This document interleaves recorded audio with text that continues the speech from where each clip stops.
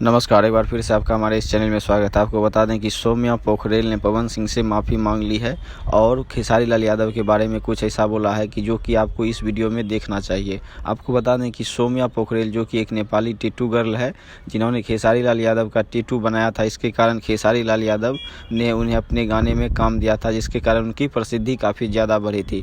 फिलहाल इन दिनों खेसारी लाल यादव सौम्या पोखरेल के साथ काम नहीं कर रहे हैं, जिसकी वजह से वह कुछ से कुछ मीडिया में बयान दे रहे हैं। आपको बता दें कि जिस सौम्या पोखरेल के लिए खेसारी लाल यादव ने लाइव आकर लोगों से उनके बारे में पक्ष रखा था, वही सौम्या पोखरेल अभी वर्तमान समय में अपने विरोधियों के पक्ष में ज़्यादा बोल रही है। आपको बता दें कि उन्होंने हाल ही में उनके पवन सिंह के एक गाने पर रील वीडियो बनाया था, जिसके बाद यह मामला और गर्म हो गया है कि आखिर क्यों खेसारी लाल यादव की टैटू गर्ल, जो कि खेसारी लाल यादव को सब कुछ जानती थी और पवन सिंह को जानती भी नहीं थी, तो उन्होंने ऐसा क्यों किया। आपको बता दें कि अभी हाल के इंटरव्यू में उन्होंने कुछ ऐसा बयान दिया है। उन्होंने लाइव में पवन सिंह से माफ़ी मांग ली है। उन्होंने कहा कि मैं पहले नहीं जानती थी तो मैंने ऐसा बोली थी, मैं पटना को भी पहले नहीं जानती थी, तो मैं पटना जब आई तब यहाँ जानने लगी कि पवन सिंह कौन है, उसके बाद मैं पटना को भी जानने लगी। इस तरह से उन्होंने बयान दिया और खेसारी लाल यादव के बारे में उन्होंने कहा कि वह हमारे साथ अभी नहीं है। लेकिन हालांकि उन्होंने खेसारी लाल यादव के बेटी के गाने